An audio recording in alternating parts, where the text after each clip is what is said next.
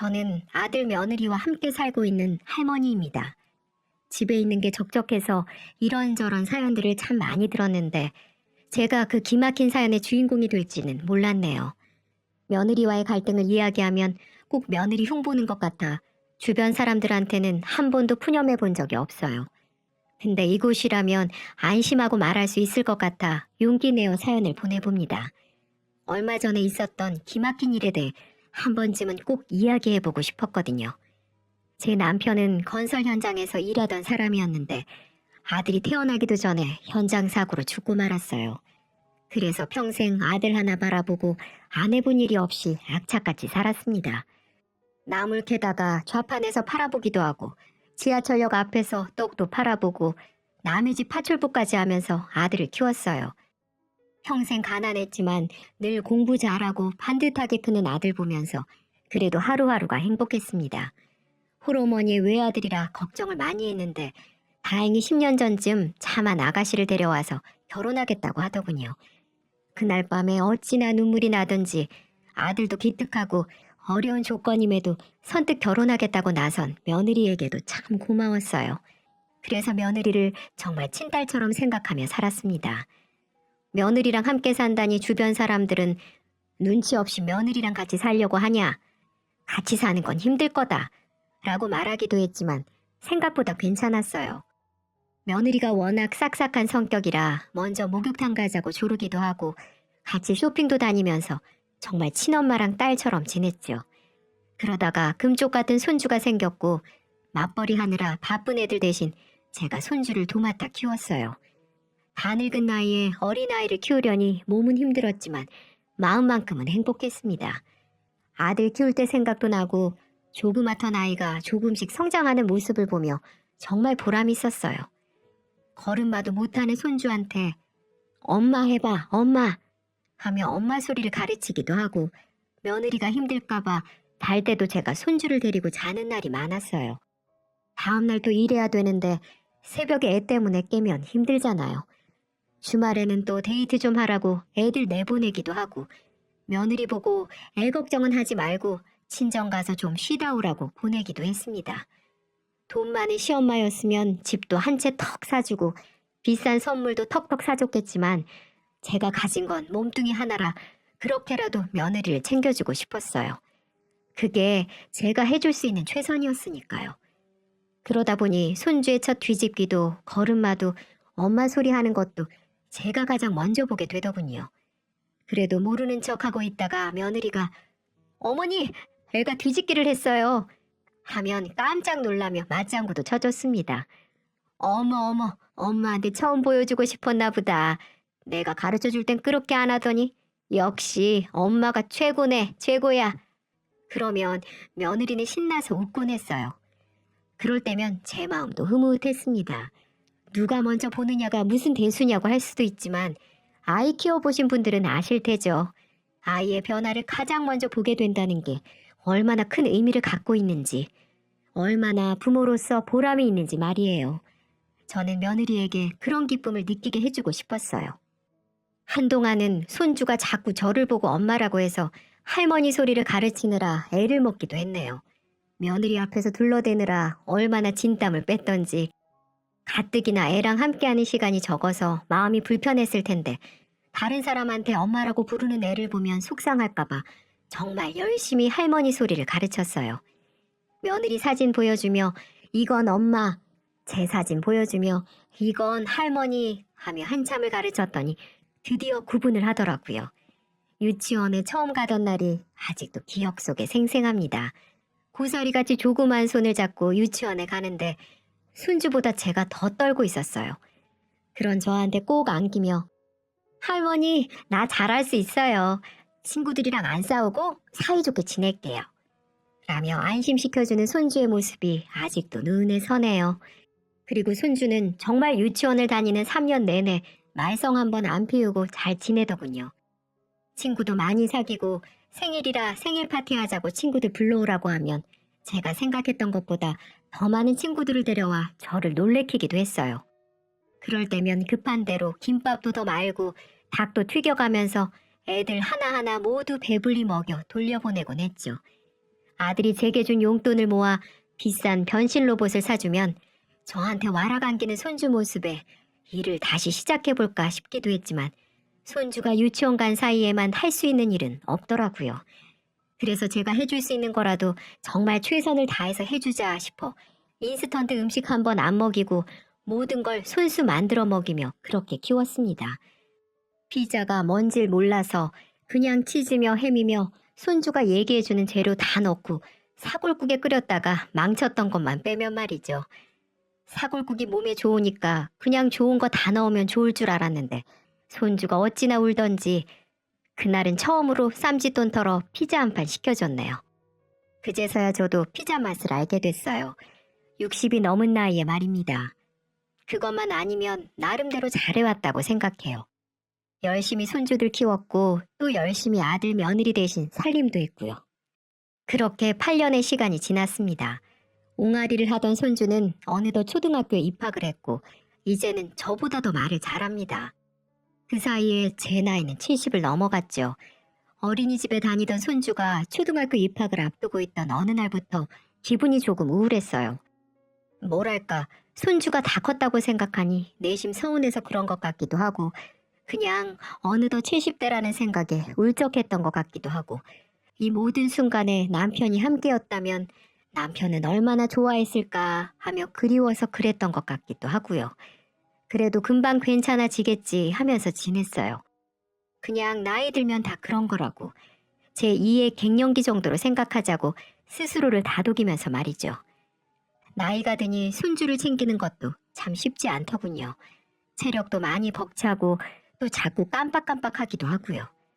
그래서 딸같이 잘 지냈던 며느리와의 사이도 점점 멀어졌습니다. 며느리 잘못은 아니에요. 모두 제 잘못이었죠. 자꾸 깜빡깜빡하니까 이런저런 문제들이 생겼거든요. 가족 여행 가는 날 가스불을 안 끄고 와서 정말 시겁한 적도 있었죠. 손주 초등학교 입학한다고 기념으로 강원도에 여행 가던 날이었는데 그날 아침까지 제가 사골 구워야 된다고 사골을 계속 끓이고 있었거든요. 차 막히면 안 된다고 아들이랑 며느리는 아침부터 서두르고 있고 저는 사골 끓이랴 손주 씻기고 옷 입히랴 정말 정신이 하나도 없었어요. 손주만큼은 빈속에 나가게 할 수가 없어서 간단하게 과일 깎아서 좀 먹이고 저도 옷 갈아입고 하다 보니 어느새 사골은 제 머릿속에서 사라져 버렸던 거죠. 그렇게 번갯불에 콩 구워 먹듯이 후다닥 준비하고 집을 나설 때까지도 전 가스불을 생각도 하지 못했어요.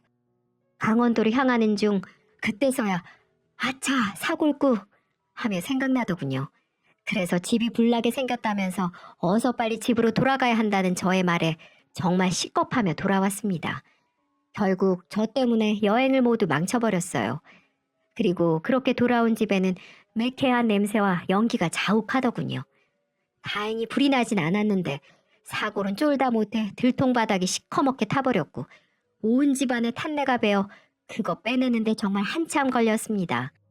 꼬박 3일을 환기시켰는데도 탄내가 안 빠지더라고요. 게다가 빨래에서 널어놨던 옷들에 탄내가 전부 배어버렸어요. 섬유 유연제를 듬뿍 넣고 빨래를 2번, 3번 다시 했는데도 탄내가 빠지지 않더군요. 결국 그 옷들은 모두 버릴 수밖에 없었습니다. 거기엔 며느리가 아끼던 옷도 있었는데 미안함에 얼굴을 들 수가 없었어요. 그 이후로 모두가 집을 비울 때면 며느리는 가스불부터 확인하곤 했습니다. 제가 확인했다고 해도 꼭 다시 집에 들어가서 확인을 해야 마음을 놓더라고요.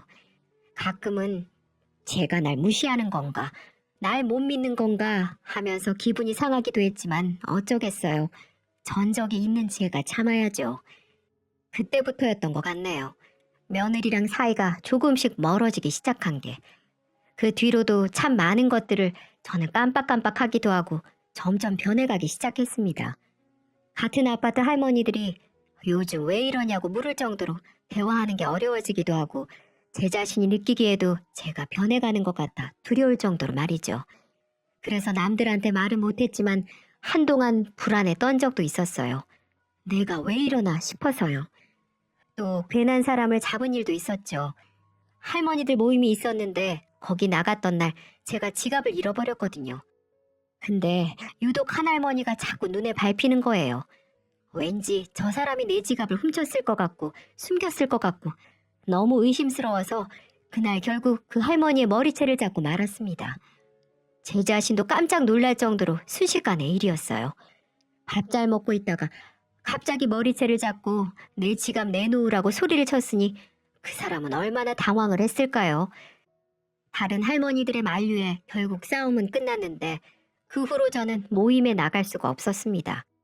또다시 그런 일이 있을까봐 너무 두렵기도 했고 무엇보다도 화장대 위에 곱게 놓여있는 지갑을 보면서 내가 정신을 어디다 빼두고 사는 거지 싶어서 남들한테 피해주지 않으려면 집 밖으로 나가지 말아야겠다는 생각을 했어요. 근데 집에만 있어서 그런지 점점 날짜 개념이 없어지는 겁니다. 시간 가는 것도 자꾸 모르고 그래서 하루는 손주를 데리러 학원에 가야 하는데 깜빡하고 가지 못해서 사단이 난 적도 있습니다.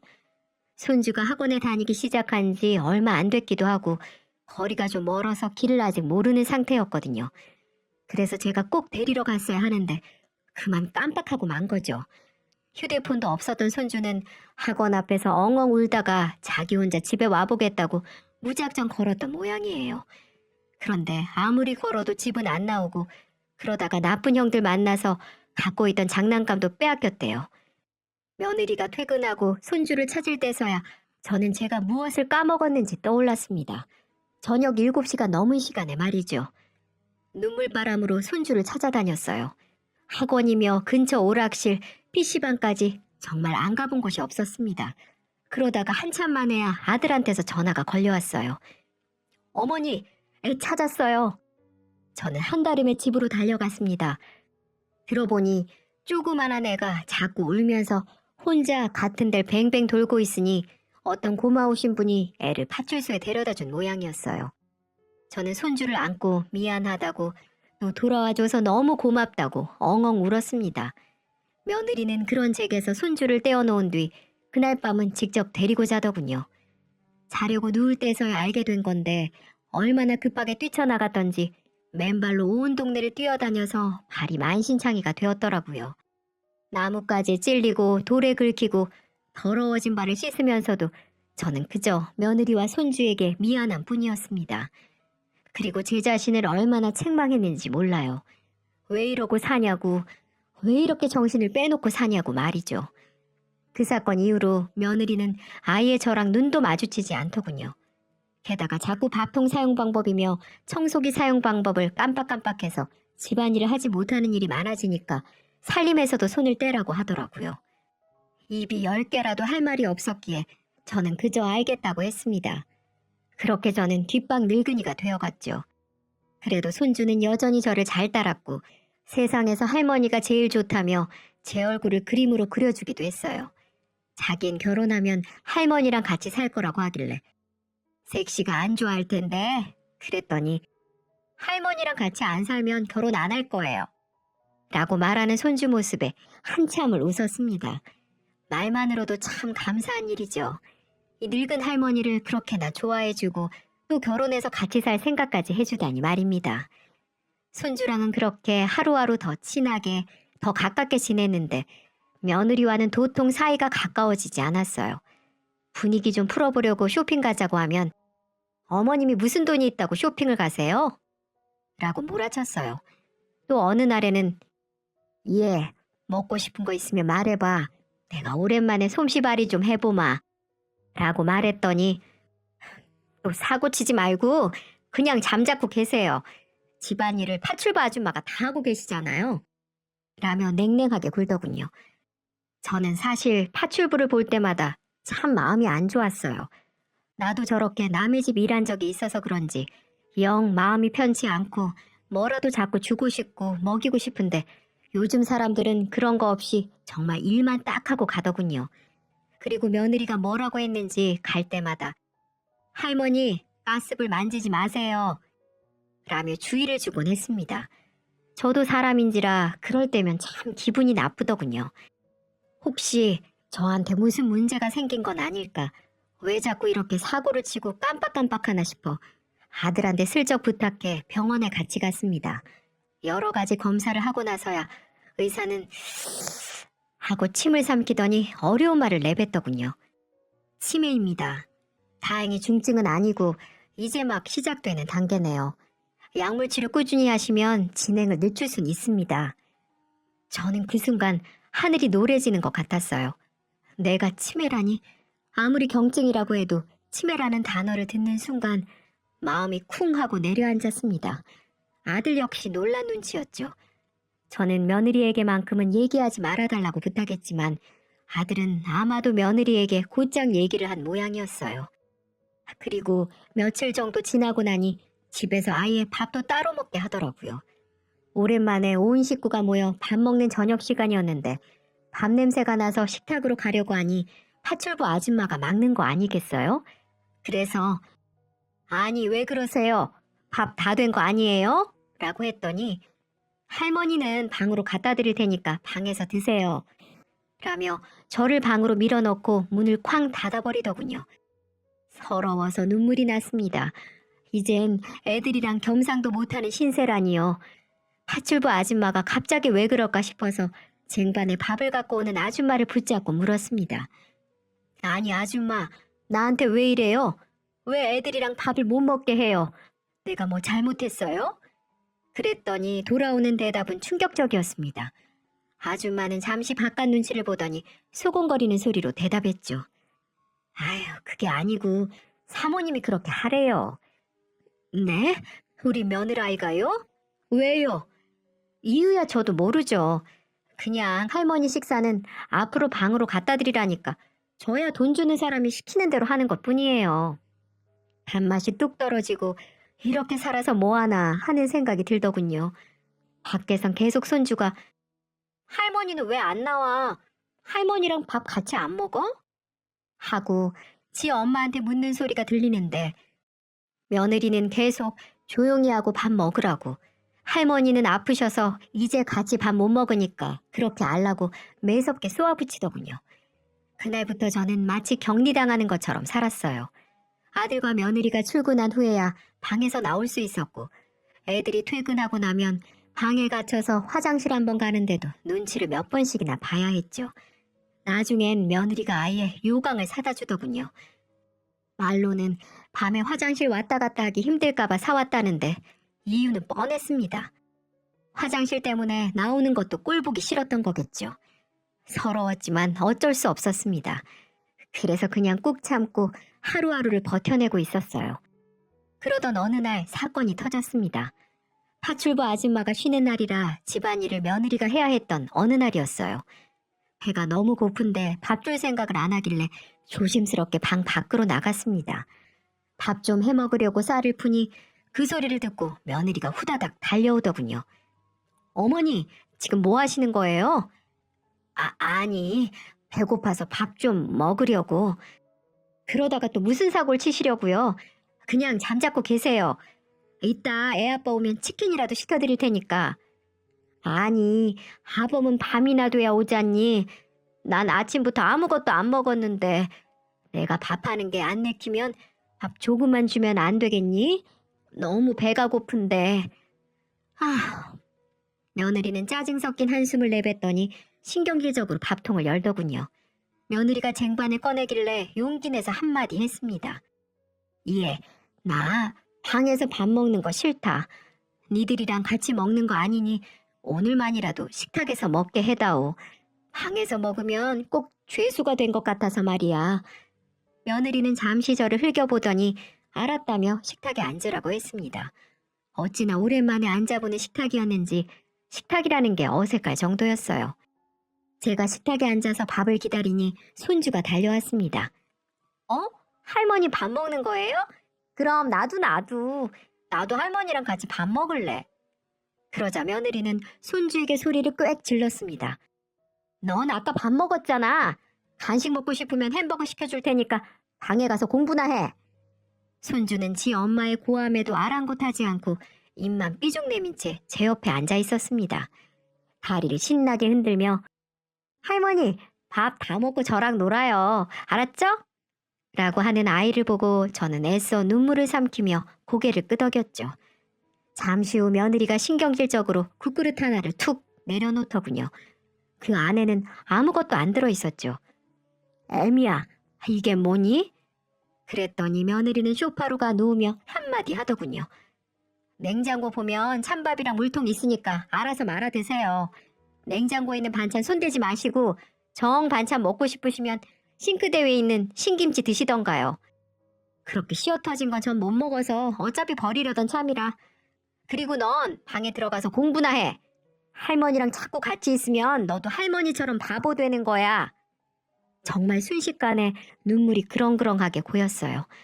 정말 딸처럼 생각한 며느리였는데 치매 걸렸다고 이렇게까지 홀대하는 며느리를 보니 그렇게 원망스럽더군요.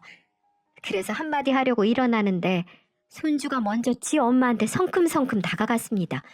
그러더니 엉엉 울면서 그러지 말라고 지 엄마 쪽으로 가 어깨를 치다가 며느리가 얼굴을 돌리면서 모르고 지 엄마의 뺨까지 때려버리게 된 상황이 발생됐습니다. 물론 그 작은 손으로 맞았으니 아팠을 리가 있나요? 하지만 며느리는 꽤나 놀란 표정을 짓더군요. 저도 정말 깜짝 놀랐습니다. 늘 순둥순둥하고 착하던 아이였는데 이 할미를 위한답시고 지 엄마에게 그러지 말라고 하며 그 작은 손으로 뺨을 치다니. 그 순간 며느리가 아들 행동에 놀라 같이 뺨을 치려고 하길래 저는 후다닥 뛰어가 손주를 감싸 안았습니다. 그제야 정신이 돌아온 듯 며느리는 손을 내리더군요. 너 이게 뭐 하는 짓이야? 어디서 배워먹은 버릇이야? 누가 엄마를 때려? 며느리는 버럭 소리를 질렀고 그러자 손주는 제 품에 안겨 엉엉 울면서 대답했습니다. 엄만 아빠, 할머니가 왜 바보야? 할머니 바보 아니야. 그리고 냉장고에 있는 차가운 밥은 강아지한테나 주는 거랬어. 유치원 친구가 그랬단 말이야. 엄마는 왜 할머니한테 차가운 밥 먹으라고 그래? 왜 우리는 맨날 따뜻한 밥 먹는데 할머니는 차가운 밥만 주고 반찬도 안 줘? 엄마 나빠. 저는 손주를 끌어안고 울었습니다. 제 생각해주는 손주 마음이 기특해서이기도 했지만 제 마음을 대변해주는 손주의 말을 듣고 있자니 서러움이 순식간에 몰려오더군요. 며느리는 기가 막힌지 코웃음을 치며 말했습니다. 너 엄마가 말했어 안 했어?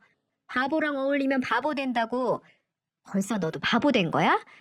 늙고 병들면 원래 그런 거야. 할머니가 언제까지 너랑 살아줄 것 같아? 할머니가 언제까지 살아있을 것 같아? 너랑 평생 살 사람은 엄마야.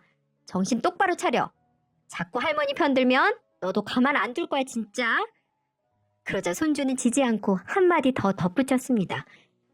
늙고 병들면 원래 그래? 그래. 그럼 엄마도 늙고 병들면 내가 똑같이 해야 돼? 그제서야 며느리가 입을 꾹 다물더군요. 엄마도 나중에 할머니 되잖아. 병도 들 수 있잖아.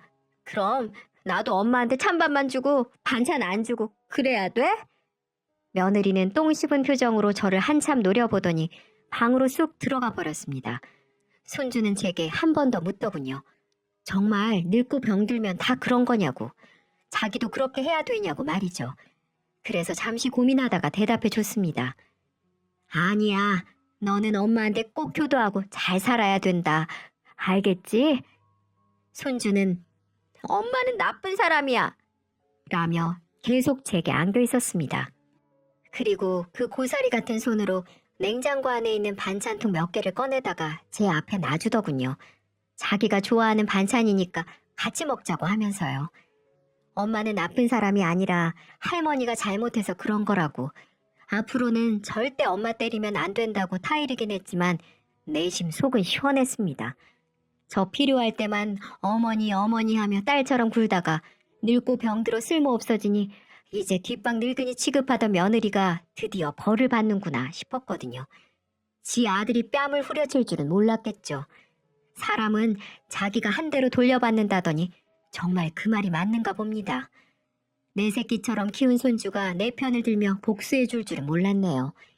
영악하게 머리 굴리던 며느리의 실체를 알고 난 뒤 저는 더 이상 뒷방 늙은이로 살지 않기로 결심했습니다. 식사 때마다 파출부 아줌마를 밀어내고 꼭 식탁에 가서 밥 먹었고 그때마다 며느리는 썩은 동태 같은 표정으로 밥이 입으로 들어가는지 코로 들어가는지 모르게 후다닥 먹고는 방으로 쑥 들어가 버리곤 했지만 신경 쓰지 않았어요. 며느리 실체를 아들에게도 말해줄까 하다가 그건 그냥 말았습니다. 잘 사는 부부 이간질 해봤자 뭐 하겠어요. 아들도 그건 모르는 편이 더 나을 테고요. 저는 그저 손주가 제 편을 들어줬다는 것 하나로 만족합니다. 그 사건 이후로 며느리는 적어도 손주가 있을 땐 저한테 잘해주고 있습니다. 늙어서 똑같은 취급받기는 싫은 거겠죠. 그런 모습이 괘씸할 때도 있지만 그냥 신경 쓰지 않으려고요. 신경 써봤자 저만 스트레스 받을 테니까요. 저는 요즘 치매치료센터에 다니며 경증 치매에 좋다는 활동들을 하고 있어요. 색칠도 하고 글짓기도 하고 인지훈련도 하면서 말이죠. 그러다 보니 점점 뭔가 좋아지는 것 같기도 하고 다시 생활의 활력을 찾아서 아주 만족하고 있습니다. 아들은 요즘 매일 일찍 들어와 저랑 고스톱을 치거나 글짓기를 도와주기도 하고 손주 녀석은 제가 틀린 맞춤법을 찾아 다시 고쳐주곤 합니다. 며느리만 빼고 온 가족이 똘똘 뭉쳐서 제 치매를 이겨내기 위해 이렇게 노력하며 살고 있어요. 저는 이제 너무 며느리를 위해 희생하지 않으려고 해요. 그저 손주 하나 바라보고 그 아이 반듯하게 키워내면서 남은 생을 살아가 보려고 합니다. 여러분, 누구나 나이는 먹습니다. 그리고 누구나 저처럼 치매에 걸릴 수도 있어요. 치매에 걸렸다고 해서 움츠러들어 방 안에만 있지 마세요. 할 말은 하고 열심히 치료받으면서 살자고요. 그럼 우리도 얼마든지 아프기 전처럼 활력 있게 살아갈 수 있어요. 부모를 공경하지 못하면 자식에게도 공경받지 못하는 법입니다. 공경이라는 게 강요할 수는 없는 거라지만 적어도 부모가 늙고 병들었다고 뒷방 늙은이 취급하는 일은 더 이상 없었으면 좋겠습니다.